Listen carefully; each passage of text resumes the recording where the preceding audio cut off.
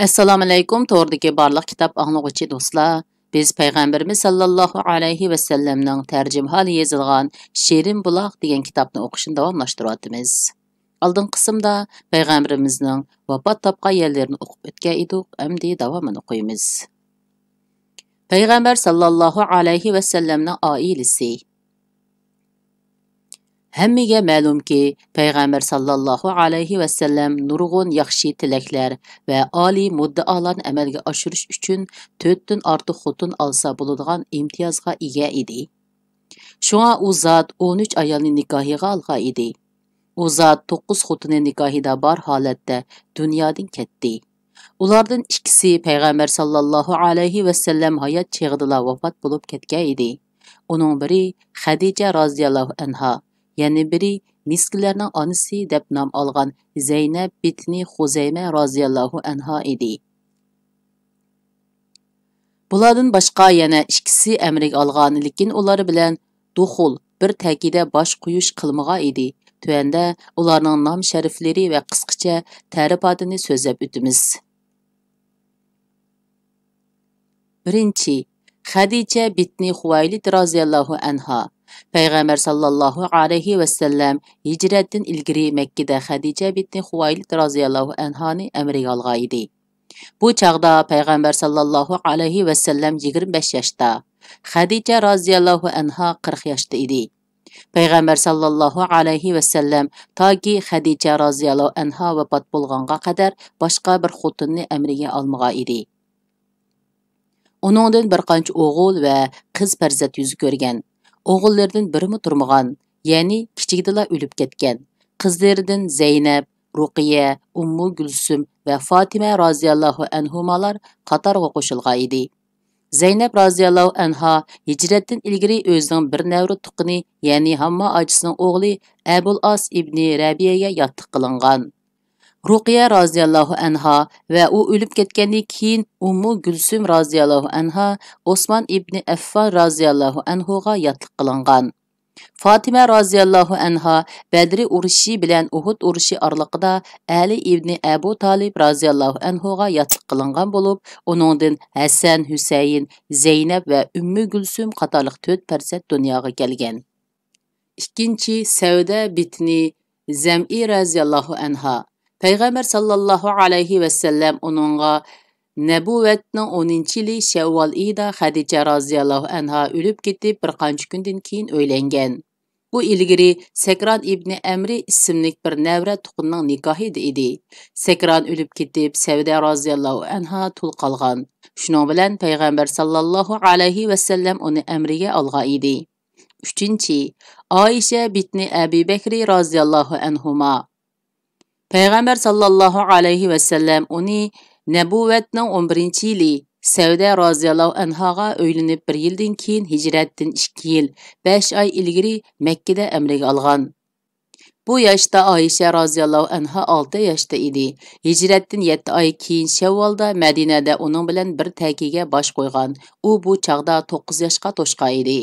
Oysha roziyallohu anha payg'ambar sallallohu alayhi va sallam qizliq tinida nikohiga olgan tunji ayol bo'lib, u buningdan boshqa qiz olmagan. Payg'ambar sallallohu alayhi va sallam uningga tulum amroq edi.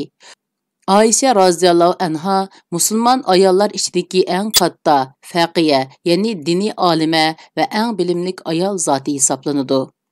4. Hafsa bitni Umar ibn Xattob roziyallohu anhuma. Uning burunqi eri Xunaysa ibn Huzafat Sumahni edi. U Badri jangi bilan Uhud jangi oraliqida vafot bo'lib ketib, Hafsa roziyallohu anha tul qolgan. Shuning bilan payg'ambar sallallohu alayhi va sallam uni hijriyaning 3-yili nikohiga olgan. 5. Zaynab bitni Xuzayma roziyallohu anha. U Bani Hilal ibn Amir jamoatidan bo'lib, yetim yesirlarga bek kuyinganligi va ulardan mehr shafqatini ayamaganligi uchun miskin ojiz yesirlarning onasi deb atalgan. Zaynab roziyallohu anha aslida Abdullah ibn Jahshi roziyallohu anhuning nikohi edi. Abdullah roziyallohu anhu Uhud urushida shahid bo'lib ketgan. Shuning bilan payg'ambar sallallohu alayhi va sallam uni hijriyaning 5-yili amriga olgan. U payg'ambar sallallohu alayhi va sallamga yotliq bo'lib, 2 oy yoki 3 oydan keyin vafot bo'lib ketgan. 6. Ummu Salima, to'liq ismi Hindi bitni Abi Umayya raziyallohu anha. U ilgari Abu Salimaning nikohi dedi. Abu Salima Hijriyaning 4-yili Jamadiyal oxir 6-oyda o'lib ketgandan keyin shu yili Shavvolda payg'ambar sallallohu alayhi va sallamga yotliq bo'lgan. 7. Zeynep bitni Jahshi ibn Rayab raziyallohu anha, u Bani Asad ibn Xuzayma jamoatidan payg'ambar sallallohu alayhi va sallamning dada taraf homisining qizi bo'lib, burun payg'ambar sallallohu alayhi va sallamning beqib olgan o'g'li Zayd ibn Haris raziyallohu anhu ga yotliq qilingan edi. Ular chiqisholmay Zayd raziyallohu anhu uningdan ayrilib ketgan. Bu chaqda Alloh taolo payg'ambar sallallohu alayhi va sallamga xitob qilib mundoq degan: Zeynepni Zayd qo'yayotgandan keyin sana nikohlab berdik. Qur'on Karim Sura Ahzob 33-sura 37-oyatning bir qismi. Ya'ni mushaqda Sura Ahzobdan bir qancha oyat nozil bo'lib, beqib-olish masalasi tafsili bayon qildi. Biz bu to'g'risida keyin to'xtalamiz. Shuning bilan payg'ambar sallallohu alayhi va sallam uni Hijriyaning 5-yili Zulqayda oyida amriga oldi. 8. Juvayriya roziyallohu anha, u Xuzoa qabilasi Bani Mustaliq jamoatining oqsoqoli Harisning qizi bo'lib, Bani Mustaliq jangida asirga tushgan va Sabit ibn Qays ibn Shimas roziyallohu anhu ga taqsim qilingan. Sabit roziyallohu anhu uning bilan mukatab qarallik pul topshirib o'zini ozod qilish to'xtami imzolagan. Payg'ambar sallallohu alayhi va sallam buni uqqandan keyin uning zimmisidagi haqni Sabit roziyallohu anhu ga to'lab berib, uni Hijriyaning 6-yili Zulqayda oyida nikohiga olgan edi. 9. Ummu Habiba, asli ismi Ramla roziyallohu anha. U Abu Sufyanning qizi bo'lib, burun Ubaydullah ibn Jahshining nikohi dedi. U eri Ubaydullah bilan billa Habashistonga hijrat qilgan. Ubaydullah u yerga borgandan keyin murtad bo'lib islom dinidan yenib, xristian diniga kirib ketgan va uzoq o'tmay shu yerda o'lgan. Ummu Habiba roziyallohu anha bo'lsa, o'z aqidasida ching turib hijrat nishonini ishga oshirgan.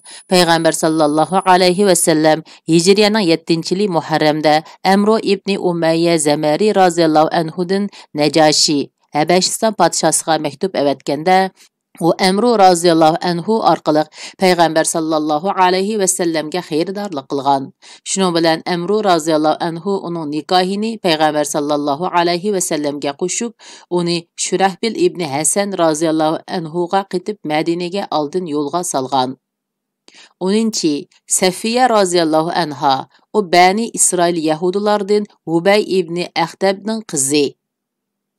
Xaybar urushida asirga tushgan. Payg'ambar sallallohu alayhi va sallam uni o'ziga tanlab ilib ozod qilgan va shu yili urushdan keyinla uni nikohiga olgan. 11. Maymuna bitni Haris raziyallohu anha, u Ummul Fazli Abbas raziyallohu anhuning ayoli raziyallohu anhaning hamshirisi. Payg'ambar sallallohu alayhi va sallam uni Hijriyaning 7-yili Zulqoidada oldingi yildagi Hudaybiya umrasining qazosini qilg'ili borganda, sahih rivoyatga asoslanganda umra ihromidan halol bo'lgandagi nikohiga olgan. Mana bular payg'ambar sallallohu alayhi va sallam nikoh ahdisini berib, o'z nikohiga olgan va bir takiga bosh qo'ygan 11 fozil ayollardir. Ularning ichida yuqorida tilga olganimizdek ikkisi payg'ambar sallallohu alayhi va sallam hayot vaqtida olamdan o'tgan. 9 payg'ambar sallallohu alayhi va sallam vafot bo'lganda tixi uning amrida edi. Demak, payg'ambar sallallohu alayhi va sallamning hayotiga nazar solgan har qanday bir kishi uning 30 yillik yoshlik umrini, bo'libmi yoshlik bahori urg'ib turgan navqiron chog'larini, o'ttira yoshlik avval Xadicha roziyallohu anha, ondan Savda roziyallohu anhaga o'xshash 2 ayol bilanla o'tkazib, ondan umrining oxirida muncha ko'p xotinlarga o'ylanishi hargizmi uning shahvoniy ishqibozlik kasaliga giribtor bo'lganligidan emas, balki bu yerda ulug'vor yuksak, mundaq bir qancha g'araz va nishonlarning borligini tushunalaydi albatta. Alayli payg'ambar sallallohu alayhi va sallamning Oysha va Hafisa roziyallohu anhomalarga o'ylanib, Abu Bakri va Umar roziyallohu anhumalar bilan qudilishidan Shunda qizi Fatima radhiyallohu anhani Ali ibn Abu Talib radhiyallohu anhuga va Ruqiya radhiyallohu anha Ummu Gulsum radhiyallohu anhani Osman ibn Affan radhiyallohu anhuga yotliq qilishidan.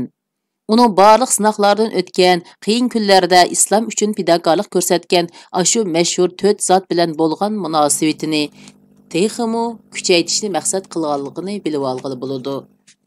Arablarning an'anaviy o'rib-odatida qudo-bojalik munosabatiga hech narsa tan qilinmaydi.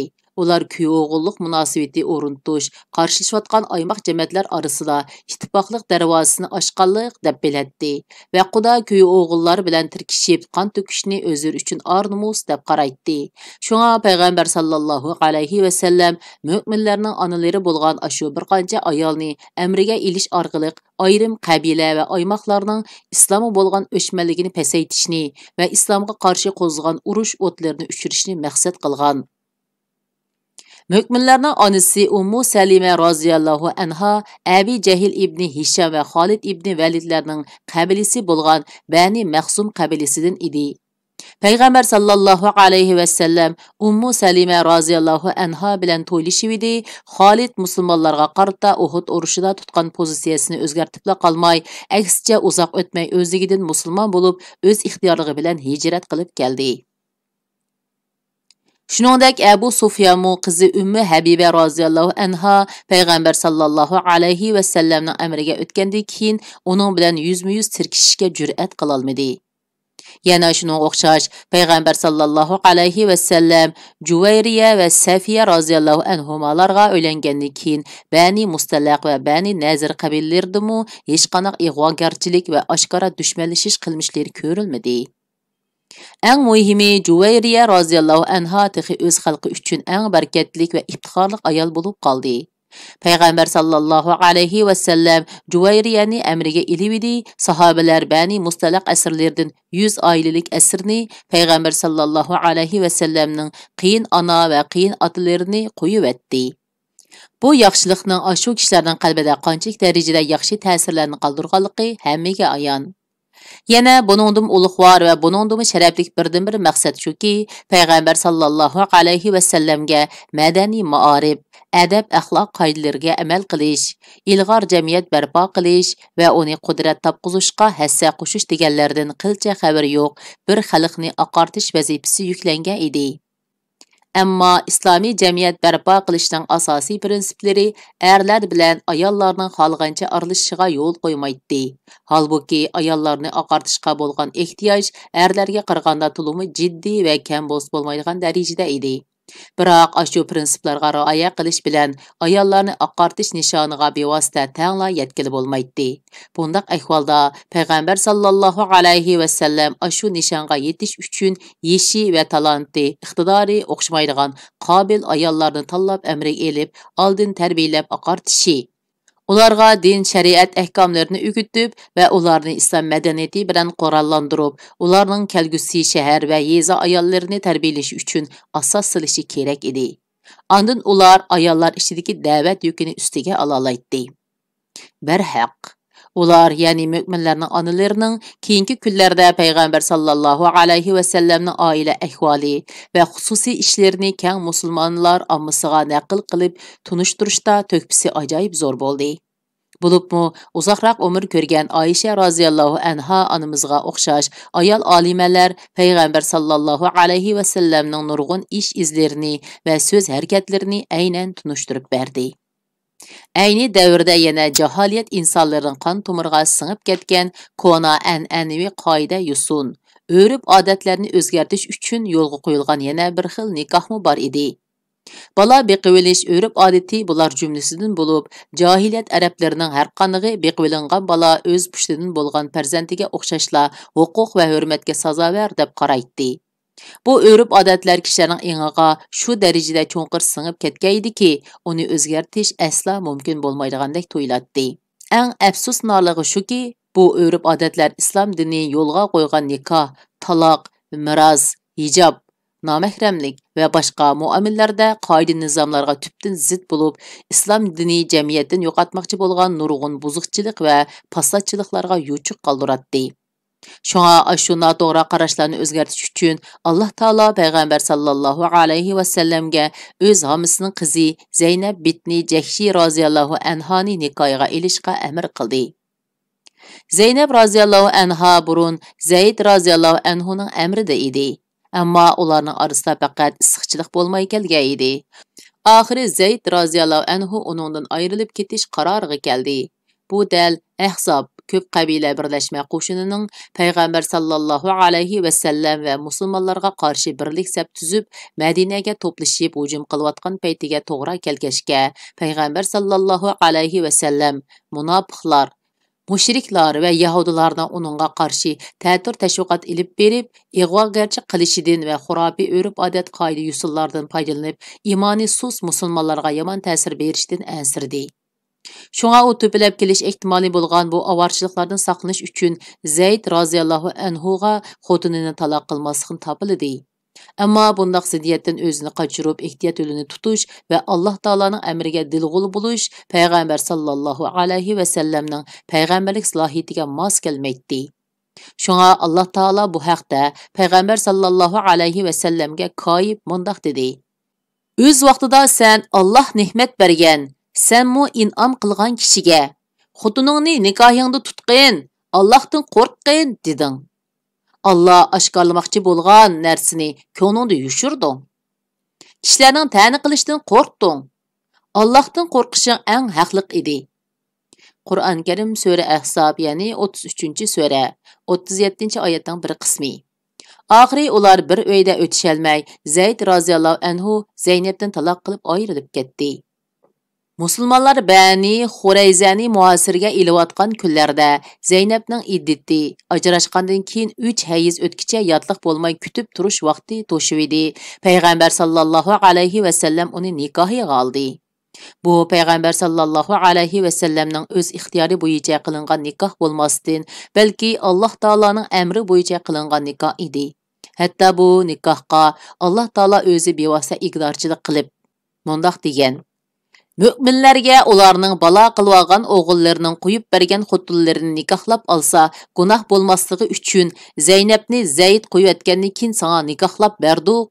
Qur'on Karim sura Ahzob, ya'ni 33-sura, 37-oyatning bir qismi. Demek, Allah Taala Zeynep roziyallohu anhani Peygamber sallallahu alayhi ve sellemge mecburi nikohlab berishdiki sebep yuqorqi oyatlarda nazariya jihatdan allaqachon ag'dirib tashlangan bala biqish va beqilishdiki kona xato qoida usullarni amaliy harakat orqali tuzash edi. Allah Taala yana mundaq deydi: Ularni otlarining ismlari bilan chaqiringlar. Bu Allohning dargohida to'g'ridir. Qur'on Karim sura Ahzob 13-sura 5-oyatning bir qismi. Muhammad sallallohu alayhi va sallam oranglardagi erlardan hech birining otisi emas, lekin u Allohning payg'ambari va payg'ambarlarning oxirgisidir. Allah uning bilan payg'ambarlikni oxirlashtirgan. Uningdan keyin hech qanday payg'ambar kelmaydi. Qur'on Karim sura Ahzob 33-sura 40-oyat. Shundoq Cemiyette şu derecede çoğunqur yiltiz tartib ketken nurgun an'anaviy qoida usullar bar ediki, uni og'zaki tashviqotga tayinibla tugatkili yoki o'zgartkil bo'lmaydi. Balki uning uchun shu tashabbusni o'tirg'a qo'yg'uchining amaliy harakati bilan zich birlashishi lozim edi. Bu xil amaliy harakatning ijtimoiy kayfiyatga qanchalik tez ta'sir ko'rsatilganligi Hudaybiya umrisida musulmonlarga nihoyat ro'shan ifodalandi. Ayni chaqda musulmonlar Urva ibn Mas'ud Saqafi o'z ko'zi bilan ko'rganidek, Payg'ambar sallallohu alayhi va sallamning tukirgan tukuriklarini tavarruk bilib yuz ko'zlariga surkib ishqan. Tahorat suyi bilan qo'llarini namlab uchun urushib ketgili tasliq qilishqa edi. Ular hatto dahi daraxt tuyida o'limga rozi bo'lish, ammo qaşmaslikqa bas-basda ahdi berishgan fidokor musulmonlar edi. Ularning ichida Abu Bakri va Umar roziyallohu anhumalarga o'xshash pishqadam fidokor sahobalarmi bor edi. Ammo Hudaybiya kelishimi imzolanib bo'lgandan keyin Payg'ambar sallallohu alayhi va sallam bu sahobalarni darhol tutush qilib, hadiya qurbonliqlarini bo'g'izlab ihromdan chiqishga buyurgan edi. Uning buyrug'iga hamma kishi quloq yopirib olib, hech kim midir-sidir qilmay jim turib olgan edi. Buningdan hatto Payg'ambar sallallohu alayhi va sallam qattiq tashvishlandi va g'azablandi.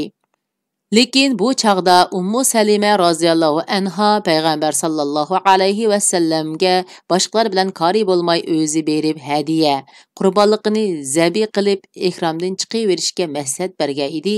U shunda qildi. Natijada sahobalarmu orqa-orqadan uningga agishib, hadiyalarini zabi qilib ihramdan chiqishga oldirdi. Mana buningdan kona an'anaviy o'rib odatni o'zgartishda og'zaki tashviqot bilan amaliy harakatni birlashtirishning qanchalik zo'r ta'siri borligini bilib olg'ili bo'ladi. Degandek, bu nikohdan keyin munofiqlar nurg'un ig'volarni tarqatdi. Ular bu nikoh to'g'risida keng ko'lamda ta'tir tashviqot elib berib, ba'zi imonusus musulmonlarda qisman yomon ta'sirlarni paydo qildi. Yana kelib Zeynep raziyallohu anha payg'ambar sallallohu alayhi va sallamning 5-ayoli bo'lib qolgan edi. Vaholanki musulmonlar bir 4dan ziyoda xotinlik bo'lishning halol ravoligini qat'iy bilmaydi. Uning ustiga Zayd ibn Haris raziyallohu anhu shu kamgacha payg'ambar sallallohu alayhi va sallamning o'g'li deb qarilib kelgan edi. Elning nazarida o'g'ilning ayolni xotinlikqa elish eng qabih ish sanaladi. Alloh taolo sura Ahzobda mushu ikki masala haqida dal joyida va qanoatlanarli javob berdi va sahobalarmu biqivilishning islom dinida nikoh munosabatiga hech qanday ta'sir ko'rsatmaydiganligi va yana Alloh taoloning payg'ambar sallallohu alayhi va sallamga uning alohida ulug'vor nishonlarini amalga oshirish uchun musulmonlar ommasiga ruxsat qilinmagan 4dan ziyoda o'yinish imtiyozini berganligini bilib oldi. Xo'sh, payg'ambar sallallohu alayhi va sallam shu ummuhatil mu'minlarning onalari bilan samimiy kuyimchanlik, hayo, hurmat, isillik, oliyjanoblik va xushxo'ylik bilan chiqishib o'tdi. Shuningdek, ularmo payg'ambar sallallohu alayhi va sallamni izzatlash, qanoat qilish, savrchanlik, kamtarlik, o'z burchini ado qilish va xotinlik majburiyatlarini o'tash jihatlarda eng yuqori ulga yaratdi. Halbuki payg'ambar sallallohu alayhi va sallamning turmushi kishining aqli yetmagudek darajada qisinchilik va nomurodchilikda o'tgan edi. Anas roziyallohu anhu: "Men Rasululloh sallallohu alayhi va sallamning toki Allohning dargohiga safar qilganga qadar oqnon ko'rganini va bir butun kavob qilingan qo'y go'shini ko'rganini bilmayman" degan. Oysha roziyallohu anha: "Biz 2 oy o'tib 3-yangi oyni ko'ratdik. Vaholanki Rasululloh sallallohu alayhi va sallamning hech qaysi uylarida o't qolanmaydi" degan. Urva roziyallohu anhu uningdan: "Sizlarning turmushinglar qanday o'tadi?" deb so'raganda, u 2 qora yemaklik, ya'ni suv va xurmo bilan o'tadi deb javob bergan. Bu haqdagi hadislar nihoyat ko'p. Payg'ambar sallallohu alayhi va sallamning oila turmushi ana shunda g'o'rgul va namratlikda o'tgan bo'lsa-mu, bu ayollardan tanqidlashga tegishli cho'ng bir qanoatsizlik sodir bo'lmagan edi. Biroq ularmo inson bo'lganligi uchun eng muhimi shariat ahkomini turg'izishga sabab bo'lsin uchun faqat birla qitim sahvanlik o'tkazgan edi. Bu chaqda Alloh taolo payg'ambar sallallohu alayhi va sallamga ixtiyorga qo'yish oyatini nozil qilib: "Ey payg'ambar, ortiq xarajat so'rab seni ranjitgan ayollaringga aytqinki, agar sizlar dunyo tirikchiligini, ya'ni paravan turmushni va dunyoning zibu zinnatlarini ko'zlasanglar, kelinglar, sizlarga bir oz narsa beray, sizlarni chiroyliqcha qo'yib beray. Agar sizlar Allohni va Allohning payg'ambarini, oxirat yurtini ixtiyor qilsanglar, Allah haqiqatan ichinglardagi yaxshi ish qilguvchilarning cho'ng savobini, ya'ni ko'z ko'rmagan, quloq anglamagan va insonning ko'ngliga kelmagan nozu ne'matlar bor jannatni tayyor qildi" degan. Qur'on Karim sura Ahzob, ya'ni 33-sura, 28-29-oyatlar.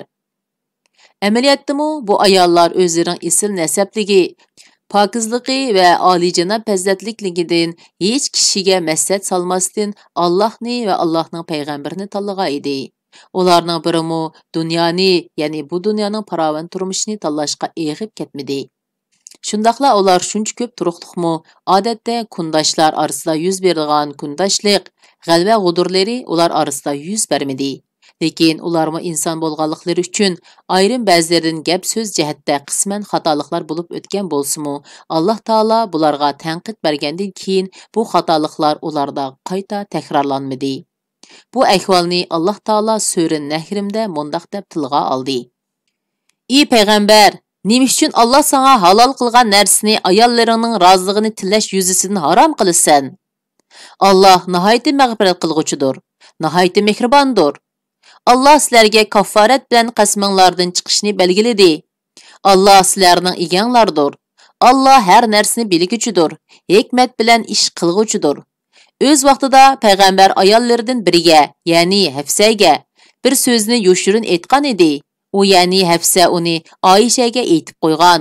Allah bo'lsa sirning oshkorlanganligini payg'ambarga bildirgan chaqda, u ya'ni payg'ambar uningga, ya'ni Hafsaga u yana Hafsa oshkorlab qo'ygan so'zlarning ba'zisini aytdi, ya'ni yuziga soldi. Ba'zisini aytmadi, ya'ni yuziga solmadi. Payg'ambar uningga sirni oshkorlab qo'yganligini aytgan chaqda, u ya'ni Hafsa, "Buni senga kim xabar qildi?" dedi. Payg'ambar, "Menga buni hammini bilib turg'ichi, hammadan to'liq xabardor bo'lg'ichi Alloh xabar qildi" dedi. Agar Oysha, Hafsa ikkinglar Allohga tavba qilsanglar, o'zinglar uchun yaxshidir. Sizlarning dilinglar Rasulullohga isloh qilishdan burilib ketdi. Agar sizlar Rasululloh xo'p ko'rmaydigan ish ustida uningga taqobil tursanglar, u chaqda Alloh uning madadkoridir. Jibrilmi uning madadkoridir. Mo'minlarning yaxshilarimi uning madadkoridir. Ulardan boshqa farishtalarmi uningga yo'lanchikdir. Agar u sizlarni qo'yivasa, Parvardigori sizlarning o'rninglarga sizlardan yaxshi, Allohning va payg'ambarning amriga bo'ysunguchi, Allohga va payg'ambarga iymon etguchi, itoat qilguchi, gunohlardan tavba qilguchi, ibodat qilguchi, roza tutguchi cho'konlarni va qizlarni uningga berishi mumkin, dedi. Qur'on Karim sura Tahrim 66-sura 1 va 5-oyatlar. Shunda qilib bu kitobni o'qishimiz mushargich bo'ldi. Davomini kelar o'qiymiz. Xayr xo'sh, Allohga omonat. Assalomu alaykum, to'rdagi barliq kitob anglag'uchi do'stlar. Biz payg'ambarimiz sallallohu alayhi va sallamning tarjimaholi yozilgan Shirin buloq degan kitobni o'qishni davomlashtiryapmiz. Oldin qismda biz payg'ambarimizning ayollar haqidagi voqealarni o'qib o'tgan edik. Endi davomini o'qiymiz. Payg'ambar sallallohu alayhi va sallamning sifat ravishlari va go'zal axloq fazilatlari. Payg'ambar sallallohu alayhi va sallam o'zining mukammal badan qurilmasi va go'zal axloq fazilati bilan til bilan tasvirlashga ojizlik qiladigan darajada alohida edi. Uning bu alohidligi uchun tuman ming qalblar uni ulug'lash va ta'riflash bilan ko'ydi. Nini azmatlar uni qo'g'dash va uni ulug'lash yo'lida dunyo tarixida hech bir kishiga ko'rsatilmagan fidokorliklarni ko'rsatdi. Uning bilan haqam soya bo'lib o'tganlar uningga go'yo oshiq beqaror bo'lib qolgandek tuyg'uga keladi. Ular bishi ketishga rozi ediki, payg'ambar sallallohu alayhi va sallamning tirniqi yerilishga ko'z qiymaydi. Ularning payg'ambar sallallohu alayhi va sallamga shu darajada ishtiyoq bog'lab, uningga muhabbat bog'lishligi birdan-bir sir payg'ambar sallallohu alayhi va sallamning vujudida boshqa bir insonda topilmaydigan kamoliy fazilatlarning bor bo'lganligida edi. Albatta, tuanda biz o'zimizning mushu sohadagi ojizligimizni e'tirof qilib turgan asosda uning go'zal axloq fazilati va mukammal sifat ravishlar haqida qisqacha to'xtalamiz. Payg'ambar sallallohu alayhi va sallamning chiroy tan qurilishi. Ummu Ma'abad Xuzoi payg'ambar sallallohu alayhi va sallamni u zot hijrat safarida Ummu Ma'abadning chedirga tushib o'tgaydi. Eriga tunishtirganda u chiroyi nurliq, uchuq yo'ruq, xushxo'y, ayblashga til bormaydigan, ulug'lashga arziydigan, tan qurilishi go'zal, gavri, bosh so'ngiki yo'g'on, qomatlik, qora ko'z, uzun kirpik, ovozi jarangliq ham yiqimliq, bo'yni tuz, shahlo ko'zlik, surma tortqanda qalam qosh, o'rma kirpik, ulashma qosh, qora choch, jim tursa salobatlik, so'zlisa hayvatlik. Yiroqdan qarmoqqa chiroyi ham salobatlik, yaqindan ko'rmakka muloyim ham xush fe'l, tili tatliq, esil, kam so'z, xomushmi emas, to'la so'zlaydigan, eg'izi valaqma emas, so'zlari ipi uzilgan go'hardek tizilib tushadigan, pakorlik bilan haqoratlanmaydigan, egizlik bilan ayiblanmaydigan o'tira bo'y. Ikki shax o'tirsidagi notiq o'xshaydi ekan. Uchaylan ichidagi eng chiroyli, qadri yuqori kishi ekan. Hamrohlari uni jini bilan qo'g'daydi ekan. So'zlasa jim turishir ekan. Buyursa ijro qilishga oldiraydi ekan.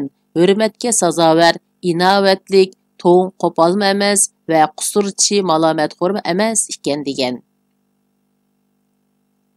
Ali ibn Abu Talib roziyallohu anhu payg'ambar sallallohu alayhi va sallamni sifatlab, Rasululloh sallallohu alayhi va sallam bek egiz xada bo'yma emas, bek pakar do'g'laqma emas, o'tira bo'y kelishgan kishi edi.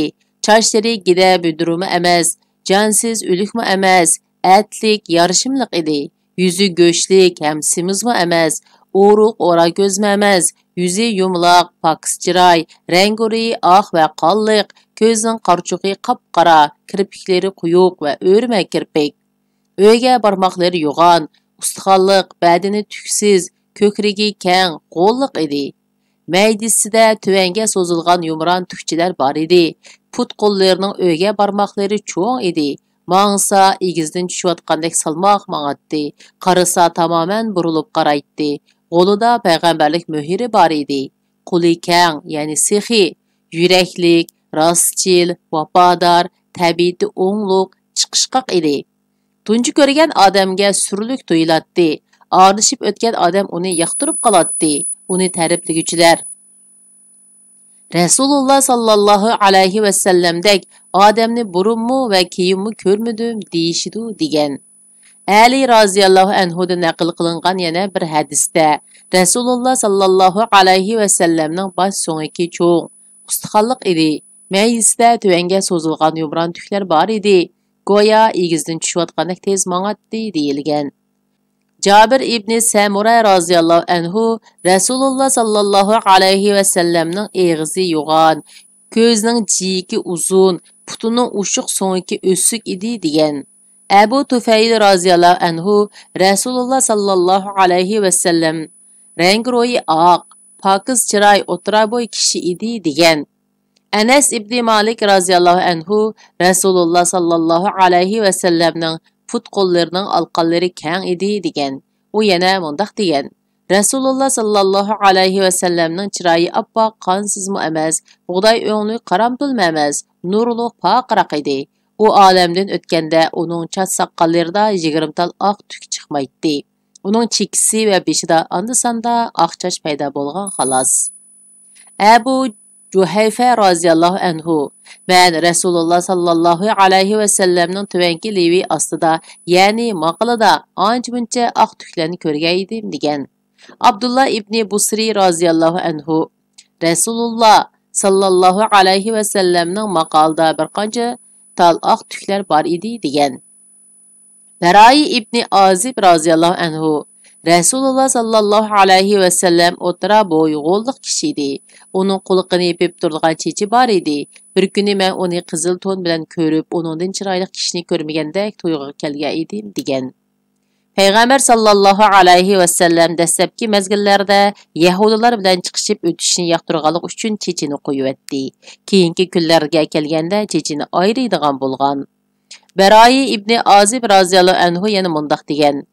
Rasululloh odamlar orasidagi yuzi, chiroyi eng chiroyli, tang qurilishi eng kelishgan kishi edi. Barai ibn Azib roziyallohu anhudan Rasulullohning chiroyi qilishdek poqroqmidi deb so'ralganda u yo'q, balki uning chiroy shakli oydek, yana bir so'zda yumloq edi deb javob bergan.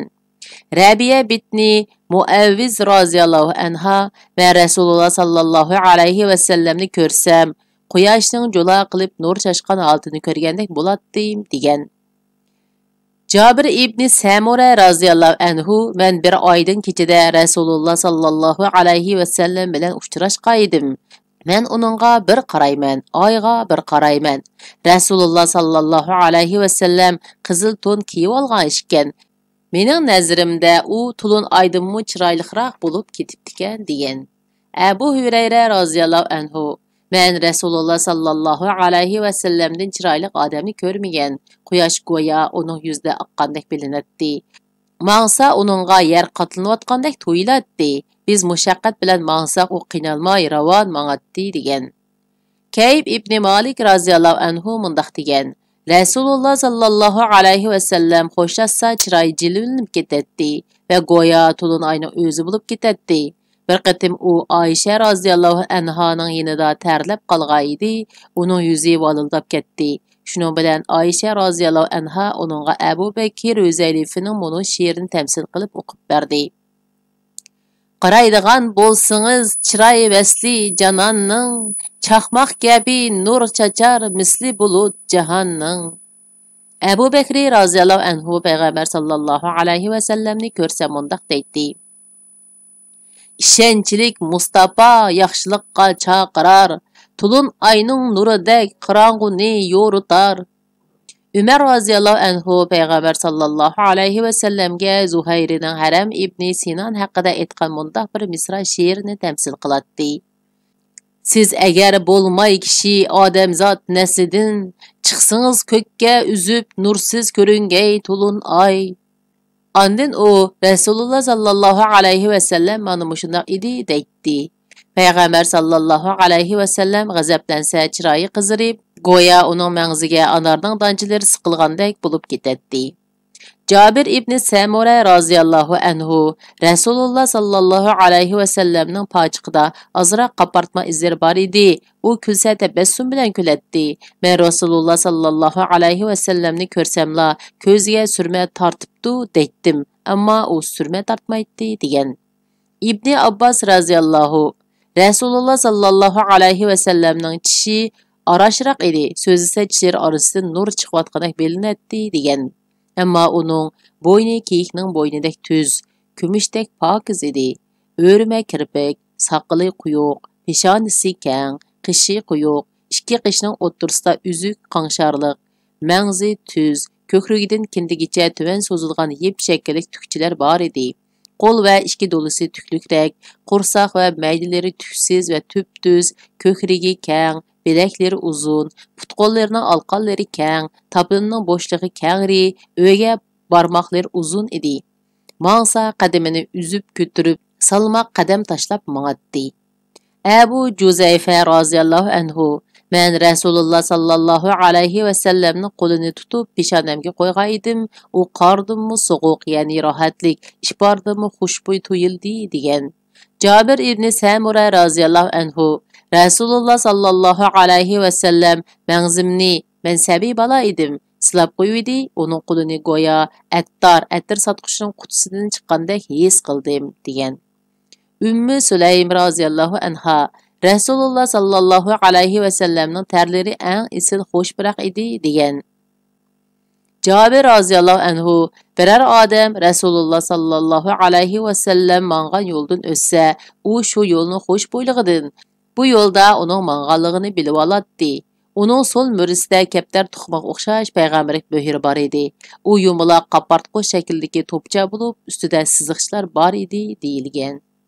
Payg'ambar sallallohu alayhi va sallamning psixik kamolati va makarim axloqlari. Payg'ambar sallallohu alayhi va sallam tilining fasohatlikligi va yuqori nutq mahorati bilan alohida o'rinda turadi. U tabiati muloyim, tili ravon, so'zi mazmunliq, tushunchasi durust, takallufsiz zot edi. Uningga labzi ixcham, mazmuni mo'l va hikmatli so'zlash iqtidori ato qilingan edi. U arab til shivillarini pishiq biladi. Har bir qabila xalqiga shu qabilning til talaffuzi va so'zlash uslubi bo'yicha so'zlaydi. Payg'ambar sallallohu alayhi va sallamning til va vujudida sahroning sodda tabiiy so'zlash uslubi bilan shaharning madaniy churik talaffuzi va ilohiy vahyi ta'minlagan Allohning qo'llashi va madad berishi to'liq mujassamlashgan edi. Muloyimlik, jafoga chidash, o'ch ilishqa qodir turuqliq kelchirim qilish, ko'ngilsizliklarga savr qilish Alloh taolo uningga ato qilgan isil axloq fazilatlar edi. Har qancha muloyim kishimi hamisha muloyim bo'lavermaydi. Uningdan chuqum hamon biror qitim aldiroq sonliq sodir bo'lishi mumkin edi. Lekin payg'ambar sallallohu alayhi va sallam shuncha ko'p ko'ngilsizliklarning hammasiga chidagan, o'ziga azor, kulfat yetkazgan nodon johillarga muloyimligini o'zgartmagan edi. Hazreti Ayşe radhiyallohu anha Rasululloh sallallohu alayhi va sallam ikki ishning birini ixtiyor qilishga to'g'ri kelganda, gunoh bo'lmaydiganlar bo'lsa, uni o'ng'ayroqini tanlaydi. Agar gunoh bo'ladigan bo'lsa, uningdan hezi bo'ladi. O'zi uchun intiqom olmaydi. Faqatla Allohning hurmati dafsanda qilinsa, Alloh uchun intiqom oladi. U g'azablanish va ochiqlanishda eng asta, rozimanlik va xushal bo'lishda eng tez edi degan. Peygamber sallallahu alayhi ve sellem'nin sehilligi. Peygamber sallallahu alayhi ve sellem sahavet ve quli uçuqluq babıda təğniş yo'q zat idi. O namratlıqdan qo'rqmaydi. İbni Abbas raziyallahu anhu Rasululloh sallallahu alayhi ve sellem'nin quli yaxshilik uchun bek uchiq idi. Ramazan ida texmo sehi bo'lib ketadi. Jibril alayhissalom bilan uchrashgan chaqlarida go'yo daryoda keng qo'lliq bo'lib ketadi. Jibril alayhissalom Ramazonning hamma kunida uning bilan uchrashib Qur'ondan savod takrorlab beradi. Bu chaqda u yaxshilik uchun shamoldinmi tez harakat qiladi degan. Payg'ambar sallallohu alayhi va sallamning boturligi. Payg'ambar sallallohu alayhi va sallam shu darajada botur va qo'rqmas jasur kishi ediki, boturlik bilan shuhrat qozongan ne kishilarning mushkul paytlarda qochib ketgan chaqlari bo'lgan. Lekin Peygamber sallallahu alayhi ve sellem eng mushkul paytlardimi o'z o'rnida tavranmay ching turib, boturlik bilan olg'a ilgirdigan, orqaga chekinmagan. Dangdar boturlarning muhim paytlarda qochgan yoki xatolik sodir qilgan chaqlari bo'lgan. Faqat Peygamber sallallahu alayhi ve sellemla bundaq nuqsonlardan butunlay xoli edi. Ali raziyallohu anhu biz eng mushkul paytlarda Rasululloh sallallahu alayhi ve sellemga iltijo qilatdik. Jang maydonlarida Rasululloh sallallohu alayhi ve sellem düşmanga eng yaqin o'rinda turadi degan. Anas raziyallohu anhu mundaq degan. Bir kuni kechasi Madina xalqi tashvishlik bir ovozni anglab dushman hujum qildi deb qurollanib, ovoz chiqqan tarafga atlandi. Halbuki Rasululloh sallallohu alayhi ve sellem ulardan ilgari chiqqan bo'lib, Abu Talhaning yovdaq itiga minib, qilichini asqan holda allaqachon ahvolni aniqlab, Endikmanglar deb qaytib kelayotgan ekan. Peygamber sallallohu alayhi ve sellem'ning sharmi hayosi va o'yatchanligi. Peygamber sallallohu alayhi ve sellem tulumu hayoliq zot edi. Kishilarning ayib nuqsonlarini ko'rmasga saladi. Abu Said Xudri raziyallohu anhu Peygamber sallallohu alayhi ve sellem yuzi ichilmagan qizdimu bek hayoliq edi. Uning biror ishni yoqtirmaganligi chiroyidan bilgili bo'ladi degan. Peygamber sallallahu alayhi ve sellem bir adamning ko'ziga tikilib qarmaydi. O'ngi suzuk, yuzi tuvan edi. Ko'pincha challarda yerga qarabroq turadi. Uning nazari mulohiza bilan o'tadi. U o'zining esil oliyjanobligidan kishilar yoqtirmaydigan ishni yuzma-yuz turib aytmaydi. Boshqaning biror yomon ishni angsa, faloni mundaq qipti deb ismini atmasdan, balki mundaq qilganlarim bor deb shu ishni cheklaydi. Peygamber sallallahu alayhi ve sellem'nin adilligi. Peygamber sallallahu alayhi ve sellem nihayet adil, ah ko'ngil lavzida turgan, rostchil ve ishonchli zot edi. Uning bu fazilatini dushmanlarimi e'tirof qiladi. U payg'ambar bo'lishdan ilgari kishilar uni amin, ishonchli deb atashadi va uning chiqargan hukmlariga rozi bo'lishadi. İmam Tirmizi rahimahulloh Ali raziyallohu anhudan naql qilib bundaq deydi. Abu Cehil Peygamber sallallahu alayhi ve sellem'ge biz seni inkar qilmaymiz, balki sen ilib kelgan narsani, ya'ni dinni inkar qilamiz degaydi. Bu chaqda Alloh taolo mundaq degan. Ularning so'zi seni qayg'uga soldiganligini biz obdan bilamiz. Ular seni ichida inkar qilmaydi, lekin ular tarsolikdan inkar qiladi. Haqiqatda zolimlar Allohning oyatlarini inkar qiladi. Qur'on Karim sura An'am, ya'ni 6-sura 33 oyatning bir qismi. Iraqli Rum podshohi Abu Sufyondan uni mushu payg'ambarlik haqidagi gaplarni deyishning oldida yolg'onchilik bilan ayblaganmi deb so'raganda Abu Sufyon qat'iy qilib yo'q deb javob bergan. Payg'ambar sallallohu alayhi va sallamning kamtarligi. Payg'ambar sallallohu alayhi va sallam nihoyat kamtar zot bo'lib, tabiiy takabburlik va cho'nchiliklardan xoli edi. U podshohlarni ulug'lab o'rnidan turgandek, o'zi uchun boshqalarning qo'l qovushtirib turishini yomon ko'radi. Ojiz miskinlarni yo'qlaydi, g'ayrib g'urvalar bilan billa o'ltiradi. Qul chilisimi boradi, Sahabeleri bilan shularning ichidagi bir kishi sifatida o'ltirib qopatdi. Oyisha roziyallohu anha Rasululloh sallallohu alayhi va sallam oyog'ini yamaytdi, kiyimiga yamoqliq silib kiyatdi, u oila ishlarini sizlarga o'xshashlar qilatdi, qo'yni seg'ib beratdi, o'zining ishlarini o'zi qilatdi degan. Payg'ambar sallallohu alayhi va sallamning vafodorligi. Payg'ambar sallallohu alayhi va sallam nihoyat vafodor, sili rahimlik, shafqatlik, mehribon, kishilarga iliq muomala qiladigan zot edi. U chiqishqoq, adablik, mijozi o'ngluq, adab axloqqa yot ishlardan yiroq edi. Qiliqsat, adabsiz, la'natxo'r, raslarda so'ran solg'uchi emas edi. Yomonlikqa yomonlik qilmaydi, balki yomonlik qilganlarni kechiratdi, afu qilatdi. Boshqalarni o'zining kaynidan mang'ili qo'ymaydi. Yemek içmek ve kiyim-kechak kiyishda qo'l cho'rilaridan alohida bo'lib olmaydi. Xizmatini qilgan kishining izzatini qilatdi. Xizmatchisiga issit demaydi. Bir ishni sahvalik bilan qilgan yoki qilmaganligi uchun tapodana qilmaydi. U miskin bichorlarni yo'laydi, ularning dard ahvolini anglaydi, jinoza namoziga hozirlik qiladi, kambag'allarni tuvan ko'rmaydi. U bir qitim safarda hamrohlari bilan tamoq tayyorlashga to'g'ri kelganda, biri "Men qo'yni bo'g'izlay" degan, yana biri "Men suyib parchalay" degan, uchinchi biri "Men pishiray" degan. Payg'ambar sallallohu alayhi va sallam "Men o'tin terib kelay" degan. Bu chaqda ular "Unimi biz qilamiz" deganda u "Qildig'inglarni bilaman, ammo men sizlardan alohida bo'lib olishni xohlamayman. Alloh bandasining o'z hamrohlaridan alohida bo'lib olishni yoqtirmaydi" degan va berib o'tin terib kelgan. İbn Abi Hala roziyallohu anhu payg'ambar sallallohu alayhi va sallam nisbatlab bundoq degan. Rasululloh sallallohu alayhi va sallam hamisha xiyolchan, tafakkur ilkida yuratdi. Kulib yayirmaydi, o'rinsiz so'zlamaydi, ko'pincha hollarda sukut qiladi. Bir gapni boshilsa to'liq oyoqlashtiradi. Ixcham, mazmunliq, behuda gapdan xoli, kam kuchsiz va uqumliq qilib so'zlaydi. Muloyim, xushfe'l edi. Qo'pol, to'ma emas, yavash, yumshoq emas edi. Her qanaq nekmetni kichik ve az bo'lsinmi qadrlaydi, ayibga buyurmaydi. Bir xil tamoqni e'tiborlab, yana bir xil tamoqni so'kmaydi. O'z uchun o'ch olmaydi. Faqat haqiqat daxli taruzga uchtirsa, haq o'z joyiga qaror topmoqcha g'azibini bosqili unmaydi. İşaret qilsa bütün alqini bilan ishorat qiladi. Bir ishdan ajablansa alqinini planlatadi. G'azabi kelsa yuzni boshqa yoqqa burib oladi. Shodlansa ko'zi yumilib ketadi.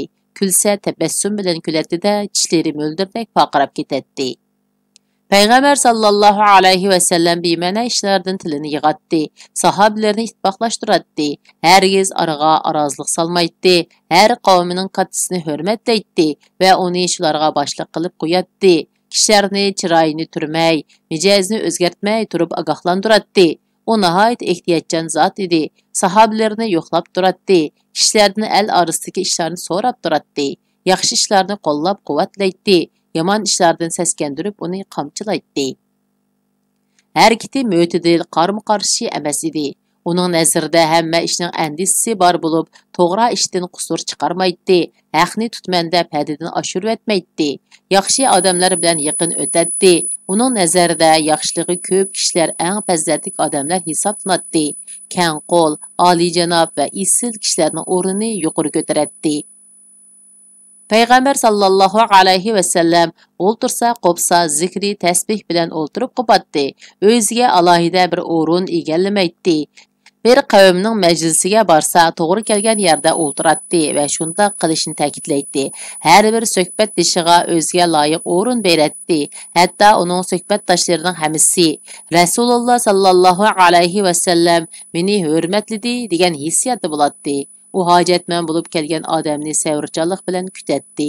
Toki shu kishi qaytmoqcha payg'ambar sallallohu alayhi va sallam uning yenidan qo'pib ketmaydi. Biror narsa so'rab kelgan kishining hojatini ravo qiladi yoki chiroyli gap yoki va'da bilan qaytaradi. Payg'ambar sallallohu alayhi va sallamning mijozi shu qadar yiqimliq va o'nglik ediki, u kishilarga o'z otasidek tuyuladi. Payg'ambar sallallohu alayhi va sallamga nisbatan haqiqat oldida kishilarning hammasi bab-baravar bo'lib, faqatla taqvodorlik bilan farqlanadi. Uning majlisi illiqlik, haya hurmat va savrchanlik va vafodorlik majlisi bo'lib, so'ran cho'qqan ko'tarilmaydi. Haya hurmat oyoq osti qilinmaydi, ya'ni hurmatsizlik ko'rilmaydi. Taqvodorlik bilan mehr-muhabbat asosiy o'rinni egallaydi. Cho'nglar hurmatlanadi, kichiklar izzatlanadi, hojatmandlar tortiqlanib, g'erib qurvolar ulfatlantiriladi. Payg'ambar sallallohu alayhi va sallam yana hamisha ochiq chiroy, xushxuy, muloyim edi. U to'ng, qo'pol, so'ran solgan, adabsiz, haddidan ziyoda ayiblugichi va madhiylugichi emas edi. Namuvaffaq ishlarni ko'rmasga saladi. Ammo bu uningga yo'l qo'yganligidan emas edi. O'zini 3 ishdan riyoxo'rlik, och ko'zlik va foydasiz ishlarga aralashib qilishini xoli tutadi va kishilarni mushu 3 ishdan ayirgan edi. Birovni so'kmaydi, ayiblamaydi, ayibini ko'chirmaydi, behuda gap qilmaydi. Payg'ambar sallallohu alayhi va sallam so'z qilganda suhbatdoshlari go'yo boshlariga qush qo'ngandek jim o'tiradi. U to'xtasa, ondan ular so'zlaydi. Uning yinda varanchurun bo'lmaydi. Birsi gap qilsa, boshqalar anglaydi. Sahobalar kulgan ishdan Payg'ambar sallallohu alayhi va sallam kuladi. Ular ajablangandan ajablanadi. So'zni qo'pol aytqushlarga savr qiladi. U hojatmanni ko'rsanglar, hojatdan chiqinglar deydi. Mukofot olganlarning rahmatini qabul qiladi. Xorija ibn Zayd roziyallohu anhu Rasululloh sallallohu alayhi va sallam majlislarda eng vazmin va tartibli edi. U put-qo'llarini sunib adabsiz o'tirmaydi. Tularaq sukut bilan jim turadi. Zarur bo'lganda so'zlaydi. Yaxshi so'z qilmaganlarning so'ziga quloq solmaydi. Kulsa tabassum bilan kuladi. Ortiq yoki kam so'zlamaydi. Sahobalar uni hurmatlab va uningga agishib tabassum bilan kulishadi degan. Umuman qilib aytganda, Payg'ambar sallallohu alayhi va sallamning vujudi ajoyib yuksak komil sifatlar bilan yo'g'rilgan bo'lib, Alloh taolo uni mushu fazilatlar bilan tarbiyalagan va uningga: "Ey Muhammad sallallohu alayhi va sallam, sen haqiqatan buyuk axloqqa egisan." Qur'on Karim sura Qalam, ya'ni 68-sura 4-oyat deb baho bergan. Demak, mana bular Payg'ambar sallallohu alayhi va sallamni kishilarning ko'ngliga yaqinlashtirgan, qalblarga suyumli ko'rsatgan va uning uchun jon fido qilishga arziydigan qo'mondonga aylantirgan. Hatto o'z xalqining tarsolig'ini yumshitib, ularning to'p-to'p bo'lib Alloh taoloning diniga kirishiga sabab bo'lgan xislat va fazilatlardir. Biz bayon qilgan bu xislatlar Payg'ambar sallallohu alayhi va sallamning kamoliy sifatlari va ulug'vor fazilatlaridan faqat tomchidir xolos. Ammo uning haqiqiy mohiyatini yo'ritib berish va isil xislat, olijanob kamolat fazilatlarini bayon qilish qo'limizdan kelmaydigan bir ishdir. Chunki dunyoda kamolat pallasining eng yuqori cho'qqisiga yetgan, o'z Rabbining nuridan yo'ruqliq olgan, hatto axloqiy Qur'onning o'z ayni bo'lib yetishgan eng ulug' zotning haqiqiy ta'rifini kimmi yo'ritib beradisun? Ey Alloh, İbrahim alayhissalom va uning oila tavobatlariga rahmat qilgandek, Muhammad sallallohu alayhi va sallamga va oila tavobatlariga rahmat qilgin. Sen haqiqatan madhilashga loyiqdirsan, ulug'dirsan. Ey Alloh, İbrahim alayhissalomga va uning oila tavobatlariga barakat ato qilgandek, Muhammad sallallohu alayhi va sallamga va uning oila tavobatlariga barakat ato qilgin. Sen haqiqatan madhilashga loyiqdirsan, ulug'san. Shunda qilib Sherin buloq degan bu shirin kitob tugidi. Yoqtirib anlagan do'stlarga rahmat. O'zining hayotiga tatbiq qilganlarga Alloh rahmat qilsin.